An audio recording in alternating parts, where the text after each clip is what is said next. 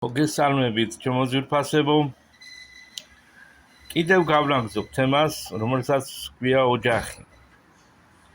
და ეს საინტერესო თემაა, რასაკვირველია, იმიტომ რომ ეს ყველა ჩვენთაგანის ცხოვრებას ეხება და მინდა ვთქვა, რომ ჩემო ძვირფასებო, ოჯახი, შენი ოჯახი და ჩემი ოჯახი შექმნა ღმერთმა.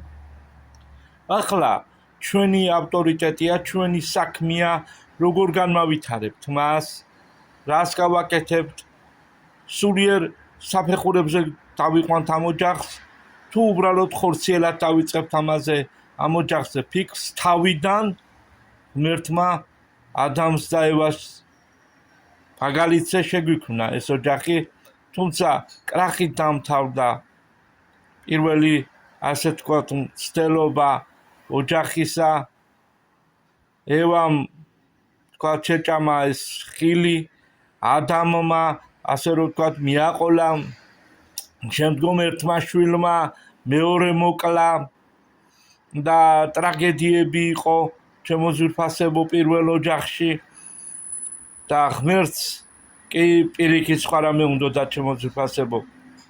ღმერთს უნდოდა რომ ყველა ადამიანი, ყველას განესაზღვრა თავისი როლი ამ ადგილზე ოჯახში და დღესაც ეს უნდა რომ ქმარსა და ცოლს მეუღლეებს ჰქონდეთ თავისი როლი უფალში.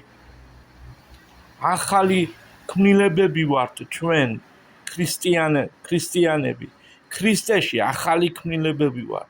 ასე რომ ქრისტეში შექმნილი ოჯახიც, ჩემო ძვირფასებო, ახალი ქმნილებაა და ამ ახალ ქმნილებას ამ ოჯახს შესწავლა სჭირდება და განხორციელება ცხოვრებაში. ღმერთმა სხვადასხვა ნიჭები მოგცა. ამ ნიჭების გამოყენება საჭიროა აუცილებლად, რომ ოჯახში გამოვიყენოთ.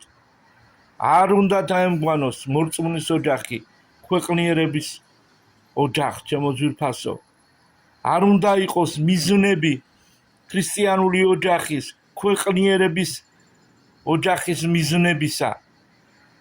არამედ პირიქით, რა უნდა ქრისტეს ჩვენი ოჯახისაგან, ამაზე უნდა გქონდეს ძირითადი აქცენტი გაკეთებული.